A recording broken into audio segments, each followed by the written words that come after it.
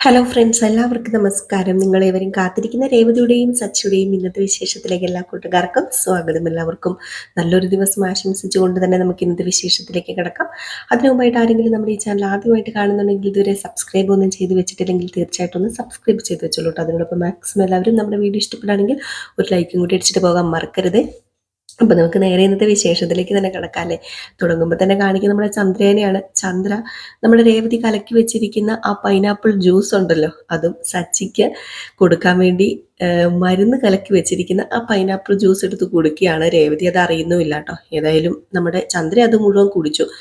ഈ സമയത്ത് നമ്മുടെ രേവതി സച്ചിയുടെ അടുത്ത് നിൽക്കുകയാണ്. അപ്പം സച്ചി ചോദിക്കുക രേവതിയോട്, എന്ത് പറ്റി രേവതി, നീ ഇന്ന് എന്നെ കണ്ടിട്ട് മൈൻഡ് ചെയ്തില്ലല്ലോ, ഞാനിവിടെ ഉണ്ടെന്ന് പോലും നിനക്ക് ഒരു വിചാരമില്ലല്ലോ. പിന്നെ അച്ഛനോട് ഞാൻ സംസാരിക്കാൻ ചെല്ലുമ്പം അച്ഛൻ മുഖം തിരിച്ചു പോകുന്നത് നീ കണ്ടതല്ലേ. എന്നിട്ട് നീയും എന്നോട് ഇങ്ങനെയൊക്കെ കാണിച്ചു കഴിഞ്ഞിട്ടുണ്ടെങ്കിൽ എനിക്ക് എന്തുമാത്രം വിഷമം കാണും. എൻ്റെ പൊന്ന് സച്ചയുടെ അച്ഛന് പിന്നെ ദേഷ്യം ഇല്ലാതിരിക്കുമോ? സ്നേഹിക്കുന്നവരിങ്ങനെ വേദനിപ്പിച്ച് കഴിഞ്ഞിട്ടുണ്ടെങ്കിലേ അത് മനസ്സിനൊരു മുറിവാ. ആ മുറിവ് ഉണങ്ങാൻ വേണ്ടി കുറച്ച് പാടുപെടും. അച്ഛന് ആ വേദന നന്നായിട്ട് അനുഭവിക്കുന്നുണ്ടെന്ന് എനിക്കറിയാം. ഞാൻ അനുഭവിക്കുന്നുണ്ടല്ലോ. അല്ല രേവതി, ഞാൻ തെറ്റ് ചെയ്തിട്ടില്ല എന്ന് പറഞ്ഞിട്ടും ആരും വിശ്വസിക്കുന്നില്ല. അത് ഓർക്കുമ്പോഴാ എനിക്ക് സങ്കടം വരുന്നത്. രേവതി, നീ പോലും വിശ്വസിക്കുന്നില്ലല്ലോ. അച്ഛൻ എന്നോട് മിണ്ടാത്തതാ എനിക്ക് ഏറ്റവും വലിയ സങ്കടമായിട്ട് എൻ്റെ മനസ്സിൽ നിൽക്കുന്നത്. രേവതി, ഞാൻ വരുമ്പം ദേ അച്ഛൻ സച്ചി എന്നൊക്കെ പറഞ്ഞ് എന്തൊക്കെയോ പറയുന്നുണ്ടായിരുന്നല്ലോ. എന്നെ കണ്ടപ്പം പെട്ടെന്ന് അങ്ങ് നിർത്തി. അല്ല, എന്താ നിന്നോട് പറഞ്ഞത്? എന്നെക്കുറിച്ച് എന്തെങ്കിലും നിന്നോട് സംസാരിച്ചോ? അത് പിന്നെ അച്ഛനെ പൈനാപ്പിൾ മേടിച്ചു കൊണ്ടുവന്നിരുന്നു. ആ, സച്ചിക്ക് പൈനാപ്പിൾ ജ്യൂസ് ഇഷ്ടമാണ്, അതുകൊണ്ട് അത് ഉണ്ടാക്കി കൊടുക്കണമെന്ന് അച്ഛൻ നേരത്തെ എന്നോട് പറയുകയും ചെയ്തു. ഏ, അച്ഛന് അച്ഛൻ അങ്ങനെയൊക്കെ പറഞ്ഞോ? പറഞ്ഞു. അവൻ വരുന്നുണ്ട്, അത് ഉണ്ടാക്കിയോന്ന് അച്ഛൻ എന്നോട് ചോദിച്ചു. ശരിയാണോ രേവതി? അച്ഛൻ അങ്ങനെ നിന്നോട് ചോദിച്ചോ? കണ്ടില്ലേ, എന്നോടുള്ള സ്നേഹം കണ്ടില്ലേ അച്ഛന്? എനിക്കറിയാം, ദേഷ്യം ഉണ്ടെങ്കിലും അച്ഛന് എന്നോടുള്ള സ്നേഹത്തിന് ഒരു കുറവുമില്ല. അല്ല സച്ചേട്ടാ, ഞാൻ ജ്യൂസ് ഉണ്ടാക്കി വെച്ചിട്ടുണ്ട്, അതെടുത്തിട്ട് വരട്ടെ? അതെന്നോട് ചോദിക്കേണ്ട കാര്യമുണ്ടോ? അച്ഛൻ പറഞ്ഞിട്ട് ഉണ്ടാക്കി വെച്ചതല്ല, നീ വേഗം പോയി എടുത്തോണ്ട് വാ, ഞാൻ ഫ്രഷ് ആയിട്ട് വേഗം വരാട്ടോ. നീ പെട്ടെന്ന് ചെന്ന് എടുത്തോണ്ട് വരാൻ പറഞ്ഞു. ഏതായാലും സച്ചി ഫ്രഷ് ആകാനൊക്കെ പോയിട്ടോ. ഇതല്ലാതെ വേറൊരു മാർഗ്ഗമില്ല നമ്മുടെ രേവതിയുടെ മുമ്പിൽ. ഇല്ലെങ്കിൽ സച്ചി പൈനാപ്പിൾ ജ്യൂസ് കുടിക്കാൻ പോകുന്നുമില്ല. അതും ഇത് സന്തോഷത്തോടു കൂടി കുടിക്കണമല്ലോ. അപ്പൊ അതുകൊണ്ട് തന്നെയാണ് ചെറിയൊരു തന്ത്രം നമ്മുടെ രേവതി പ്രയോഗിച്ചത്.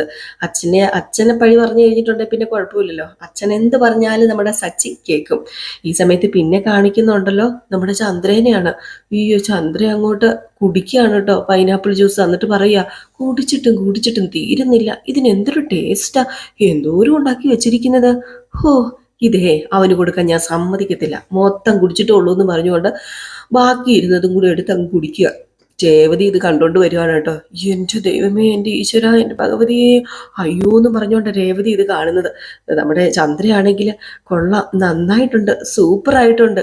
അപ്പോഴത്തേക്കും നമ്മുടെ രേവതി വന്നിട്ട്, അയ്യോ അമ്മേ, ജ്യൂസ് മുഴുവനും അമ്മ കുടിച്ചോ?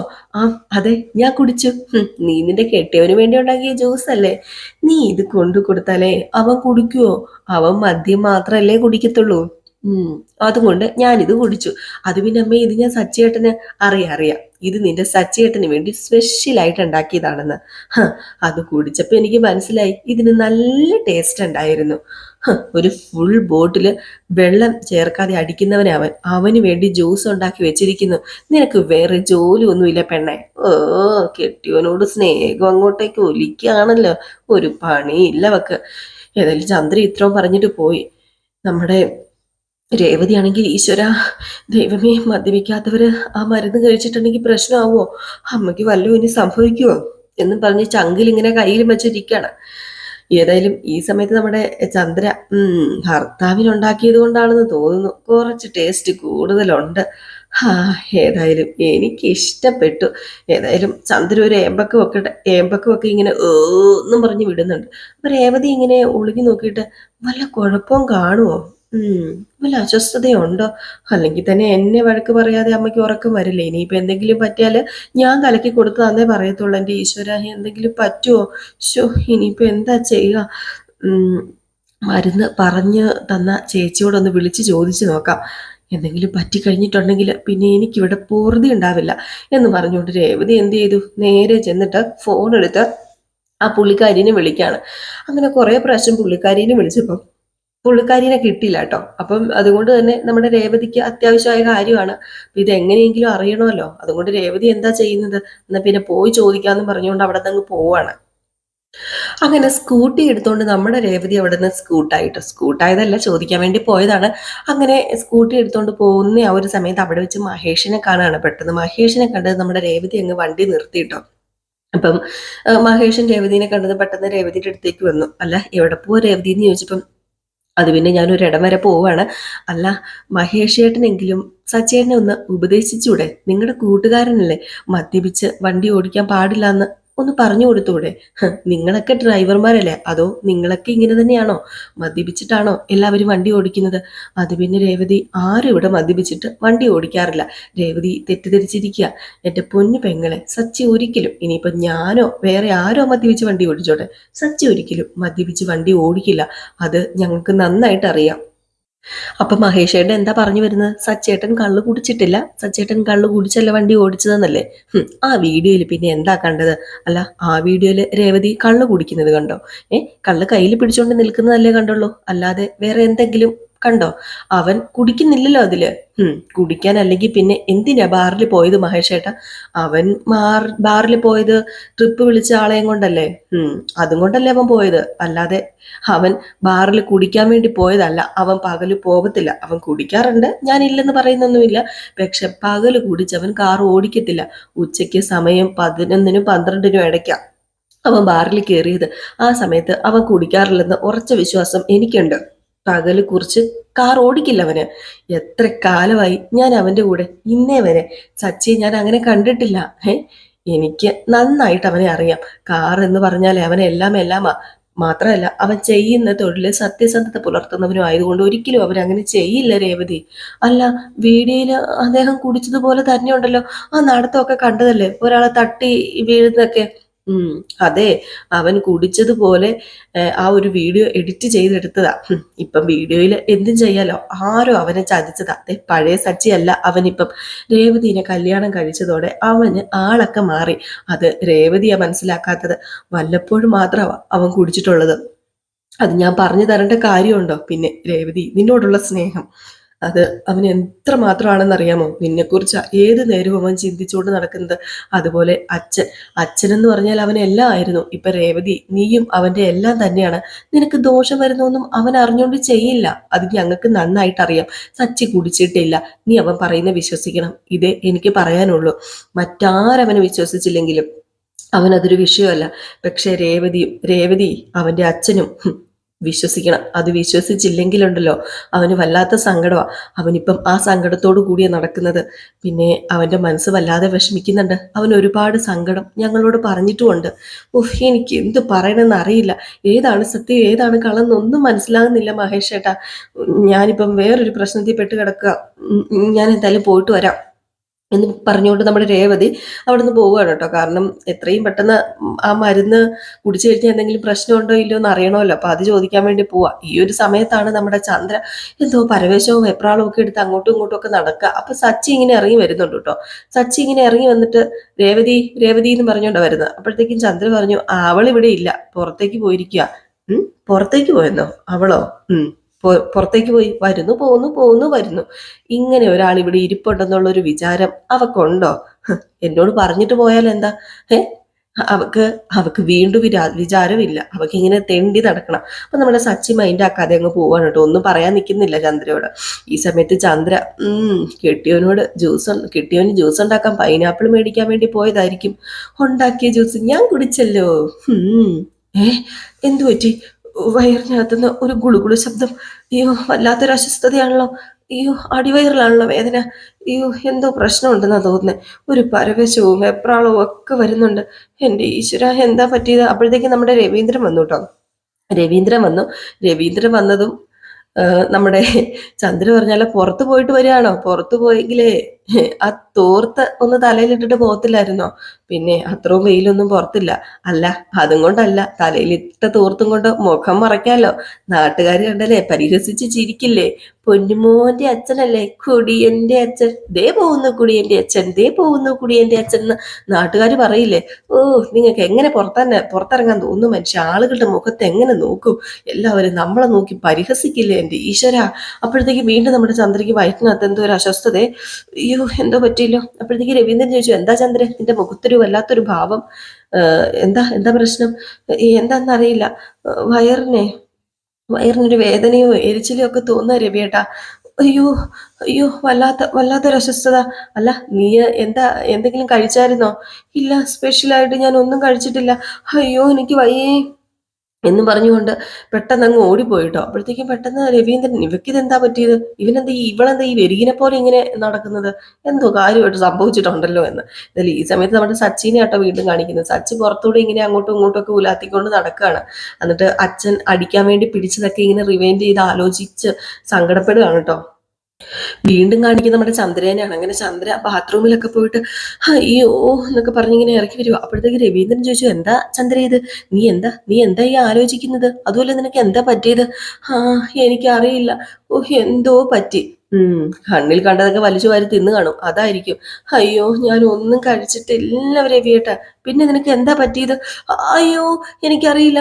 അയ്യോ, ഇത് ഇതെന്നെ കൊണ്ടേ പോകത്തുള്ളൂ. വീണ്ടും പോണം ബാത്റൂമിൽ, ഞാൻ പോട്ടെ എന്ന് പറഞ്ഞുകൊണ്ട് ഓടുകയാണ്. അപ്പോഴത്തേക്ക് രവീന്ദ്രൻ പറഞ്ഞു, ഓടിക്കോ വേഗം ചെല്ല, അല്ലെങ്കിൽ പിന്നെ ഇവിടെയൊക്കെ വൃത്തികേടാവുന്നത്. അപ്പൊ എന്നിട്ട് ഇങ്ങനെ രവീന്ദ്രൻ, ഇവക്ക് ഇതെന്നാ പറ്റിയത്, എന്തോ പ്രശ്നം ഉണ്ടല്ലോ എന്ന് പറഞ്ഞ് ഇരുന്ന് ചിരിക്കാൻ കേട്ടോ. കാരണം ചന്ദ്രയുടെ ആ ഒരു അവസ്ഥയൊക്കെ ആകുമ്പോഴത്തേക്കും ചിരി വരും. അങ്ങനെ രവീന്ദ്രൻ പറയും, എന്റെ ദൈവമേ, ടാങ്കിൽ വെള്ളം തീരാതിരുന്നാൽ മതിയായിരുന്നു. ഇതിപ്പം 3-4 തവണ ആയല്ലോ എന്ന്. വീണ്ടും നമ്മുടെ ചന്ദ്ര അകത്ത് കയറിയിട്ട് പുറത്തിറങ്ങി, രവിയേട്ടാ എന്ന് വിളിച്ചുകൊണ്ട്. അപ്പോഴത്തേക്കും രവീന്ദ്രൻ വന്നിട്ട്, എന്താ ചന്ദ്ര, എന്താ, മാറിയോ? വേദനയൊക്കെ മാറിയോ? അത് പിന്നെ രവിയേട്ട, വേദനയൊന്നും മാറിയിട്ടില്ല രവിയേട്ട. എനിക്കറിയില്ല, നടക്കാനും പറ്റുന്നില്ല, ഇരിക്കാനും പറ്റുന്നില്ല, കിടക്കാനും പറ്റുന്നില്ല, വല്ലാത്തൊരവസ്ഥയാ. അല്ല, എന്താ ചന്ദ്ര നിനക്ക് പ്രശ്നം? നീ നീ വല്ലാണ്ടങ്ങ് വേർത്തല്ലോ. നീ അവിടെ എങ്ങാനും വന്ന് ഇരുന്ന്. ഇതിപ്പോ ശരീരമൊക്കെ ആകെ ക്ഷീണിച്ചു പോയല്ലോ. 3-4 തവണ ബാത്റൂമിൽ പോയതല്ലേ, ക്ഷീണിക്കും. നീ ഇവിടെ ഇരിക്ക എന്ന് പറഞ്ഞുകൊണ്ട് നമ്മുടെ രവീന്ദ്രൻ അവിടെ പിടിച്ചിരുത്തിയിട്ടോ ചന്ദ്രനെ. എന്നിട്ട് രവീന്ദ്രൻ പറഞ്ഞു, അല്ല, കുടിക്കാൻ ചൂടുവെള്ളം എടുക്കട്ടെ? ആ, വേണ്ട, ഇനിയും പോകും. അപ്പോഴത്തേക്കാണ് ശ്രുതി ഇറങ്ങി വരുന്നത്, അമ്മയെന്ന് വിളിച്ചുകൊണ്ട്. അപ്പൊ പെട്ടെന്ന് ഇവർ വന്നു കഴിഞ്ഞപ്പോഴത്തേക്കും നമ്മുടെ ചന്ദ്ര, എന്താ എന്താടാ, എന്താ ഭയങ്കര സന്തോഷത്തില്? അത് പിന്നെ എനിക്ക് ഇപ്പൊ പായസം കുടിക്കാൻ തോന്നുക. പണ്ട് എനിക്ക് ആ ഒരു 7 ഡിഗ്രി കിട്ടിയപ്പോ അമ്മ ഒരു പായസം ഉണ്ടാക്കി തന്നില്ലേ, അതേ പായസം അതേ ടേസ്റ്റിൽ എനിക്ക് ഉണ്ടാക്കി തരുമോ അമ്മേ? അയ്യോ, ഇവന് തിന്നാൻ മാത്രമേ നേരമുള്ളല്ലോ, എൻ്റെ ദൈവമേ, മാറി നിൽക്കണം അങ്ങോട്ട്. അയ്യോ, ഞാൻ പോവുകയാണേ എന്ന് പറഞ്ഞുകൊണ്ട് നേരെ ബാത്റൂമിലേക്ക് പോയപ്പോഴത്തേക്കും നമ്മുടെ ശ്രുതി പറഞ്ഞു, അയ്യോ, എനിക്ക് മനസ്സിലായി, എനിക്ക് പായസം ഉണ്ടാക്കി തരാതിരിക്കാനുള്ള അമ്മയുടെ അടവല്ലേ. എൻ്റെ പൊന്നു മോനെ, നീ മിണ്ടാതിരിക്കുക. അതെ, അവക്ക് എന്തോ പറ്റി. അപ്പോഴത്തേക്കാണ് നമ്മുടെ ശ്രുതി ചോദിച്ചത്, എന്ത് പറ്റി ആന്റിക്ക്? അതറിയില്ല മോളെ, എന്താ പറ്റിയെന്ന്. അവള് എപ്പോഴും ഇങ്ങനെ ബാത്റൂമിൽ പൊക്കോണ്ടിരിക്കുക. അപ്പോഴത്തേക്ക് വീണ്ടും ബാത്റൂമിൽ പോയിട്ട് നമ്മുടെ ചന്ദ്ര ഇങ്ങനെ അയ്യോ അയ്യേ എന്നും പറഞ്ഞ് ഇറങ്ങി വരികയാണേ. വയറിൽ ഇങ്ങനെ കൈ താങ്ങി പിടിച്ചിട്ടുണ്ട്. അപ്പം ശ്രുതി, അയ്യോ അമ്മയ്ക്ക് ഇതെന്നെ പറ്റിയത് എന്ന് പറഞ്ഞുകൊണ്ട് ശ്രുതി ഇങ്ങനെ പെട്ടെന്ന് അടുത്ത് ചെന്ന് പിടിച്ചപ്പോഴത്തേക്കും, എനിക്കറിയില്ല, അയ്യോ എനിക്ക് എന്തോ പറ്റി, അയ്യോ എൻ്റെ വയറ്, ഞാൻ ചാകാൻ പോവാന്നാ തോന്നുന്നത്, എൻ്റെ പെണ്ണ് രവിയേട്ടാ, എനിക്ക് വയ്യ രവിയേട്ടാ, അയ്യോ ഞാൻ ചാവുകയെ എന്ന് പറഞ്ഞുകൊണ്ട് വിളിച്ചു കയറാൻ തുടങ്ങി കേട്ടോ. ഏതായാലും കാറിയ നിപ്പിൽ തന്നെ വീണ്ടും ടോയ്ലറ്റിലേക്ക് പോകേണ്ട ഒരു അവസ്ഥയാണ് നമ്മുടെ ചന്ദ്രയ്ക്ക്. അങ്ങനെ വീണ്ടും ടോയ്ലറ്റിലേക്ക് കയറി പോകുന്നു. ശ്രുതിയാണെങ്കിൽ, അയ്യോ, അപ്പൊ എനിക്ക് 4 പായസം ഉണ്ടാക്കി തരുമോ? പായസം കുടിക്കാൻ ആഗ്രഹിച്ചു വന്നതാ. അപ്പോഴത്തേക്ക് ശ്രുതി പറഞ്ഞു, ഒന്നും മിണ്ടാതിരിക്കുക എൻ്റെ പൊന്നു ശ്രുതിന്ന്. അപ്പൊ വീണ്ടും ചന്ദ്ര ടോയ്ലറ്റിൽ പോയിട്ട് ഇറങ്ങി വന്ന് നേരെ കട്ടിലേക്കാണ് പോകുന്നത്. അങ്ങനെ കട്ടിലേ പോയി കിടക്കുന്നു. അപ്പോഴത്തേക്കും തന്നെ ചുറ്റും നമ്മുടെ ശ്രുതിയും രവീന്ദ്രനും അതുപോലെ സച്ചിയൊക്കെ വന്നു കേട്ടോ. അപ്പൊ സച്ചിക്ക് മനസ്സിലായി എന്തോ പ്രശ്നമുണ്ടെന്ന്. അപ്പൊ സച്ചി ചോദിച്ചു, എന്താ പറ്റിയെന്ന്. അപ്പോഴത്തേക്ക് ശ്രുതി പറഞ്ഞു, അത് പിന്നെ അമ്മയ്ക്ക് എന്തോ പറ്റിയെന്ന് പറയാ.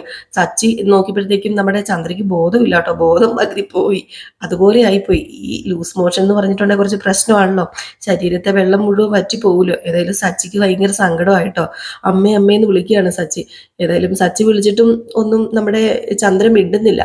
അപ്പോഴത്തേക്കാണെങ്കിൽ അമ്മയെന്ന് വീണ്ടും വിളിച്ച് തലയിലൊക്കെ ഇങ്ങനെ തൊട്ടും പിടിച്ചൊക്കെ നോക്കുന്നുണ്ട് കേട്ടോ. കാരണം സച്ചിക്ക് മനസ്സിൽ വല്ലാത്തൊരു സങ്കടം അമ്മയുടെ ഈ ഒരു അവസ്ഥ കണ്ടു കഴിഞ്ഞപ്പോഴത്തേക്ക്. അത് നമുക്ക് കാണുമ്പോൾ മനസ്സിലാകും. ആ ഒരു മ്യൂസിക്കുമാണ് കേട്ടോ ഇടുന്നത്. ആരിരാരിരോ എന്നുള്ളൊരു മ്യൂസിക്കാണ് ഇടയ്ക്ക് കയറ്റിയിടുന്നത്. അപ്പൊ നമുക്ക് സത്യമായിട്ട് സങ്കടം തോന്നും കേട്ടോ. സച്ചിക്ക് ഭയങ്കരമായിട്ടും നമ്മുടെ ചന്ദ്രയോട് സ്നേഹം ഉണ്ടെന്ന് മനസ്സിലാവും. അതുമാത്രമല്ല സച്ചി പറയുക, അതെ അമ്മ ആകെപ്പാടെ തളർന്നു പോയല്ലോ അച്ഛാ, നമുക്ക് ഒരു ഇളനീര് വെട്ടിക്കൊടുത്താലോ? അപ്പൊ സുധി പറഞ്ഞു, അത് പിന്നെ അമ്മേനെ എത്രയും പെട്ടെന്ന് ഹോസ്പിറ്റലിൽ എത്തിക്കണം. അപ്പോഴത്തേക്കും സച്ചു പറഞ്ഞു, ഹോസ്പിറ്റലിൽ കൊണ്ടുപോകാനേ കുറച്ച് റിസ്ക് അല്ലേ, ഈ സമയത്ത് എങ്ങനെ കൊണ്ടുപോകും? ഞാനൊരു കാര്യം ചെയ്യാം, ഞാൻ അവിടെ ചെന്നിട്ട് ഡോക്ടറെ ഇങ്ങോട്ട് കൂട്ടിക്കൊണ്ട് വരാം എന്നിങ്ങനെ പറഞ്ഞു. എന്നിട്ട് നമ്മുടെ സച്ചി അങ്ങ് പോയി. അപ്പോഴത്തേക്ക് നമ്മുടെ രവീന്ദ്രനാണെങ്കിൽ ചന്ദ്രയെ പേടിക്കാനൊന്നുമില്ല, ചന്ദ്രയെന്ന് വിളിക്കുക. ചന്ദ്ര മയങ്ങി പോയിട്ടോ അങ്ങ്. എന്നാലും ഇടയ്ക്കിടയ്ക്ക് ഇങ്ങനെ അനങ്ങുന്നുമുണ്ട്, മുഖമൊക്കെ ഇങ്ങനെ അനക്കുന്നുമുണ്ട്. പക്ഷെ മയങ്ങി കിടക്കുക തന്നെയാണ് ചെയ്യുന്നത്. പിന്നെ കാണിക്കുന്ന സീൻ എന്ന് പറഞ്ഞിട്ടുണ്ടെങ്കിൽ നമ്മുടെ രേവതി ആ ചേച്ചിയുടെ അടുത്ത് ചെന്നു കേട്ടോ. എന്നിട്ട് ചേച്ചിയുടെ അടുത്ത് നിന്നിട്ട് കാര്യങ്ങളൊക്കെ ഇങ്ങനെ പറയാണ്. അപ്പോഴത്തേക്കും പുള്ളിക്കാരി പറഞ്ഞു, എന്ത് ചെയ്യാനാ, ഏതായാലും മാറി കുടിച്ചില്ലേ രേവതി. ആ, നിന്റെ അമ്മായിയമ്മയുടെ കാര്യം ആലോചിക്കുമ്പോഴാ എനിക്കൊരു സങ്കടം. എന്താ ചേച്ചി, പ്രശ്നമാണോ? പ്രശ്നമാണോ എന്ന് ചോദിച്ചാലേ, ഒരു പായും തലകണയും കൂടെ ആ ബാത്റൂമിലേക്ക് അങ്ങ് കൊടുക്കുകയാണെങ്കിലേ അവിടെ കിടന്നോളും. ലൂസ് മോഷനെ നന്നായിട്ട് വയറിളകും. ദേ, ഒരു ബാത്റൂമാണോ 2 ബാത്റൂമാണോ വീട്ടിലുള്ളത്?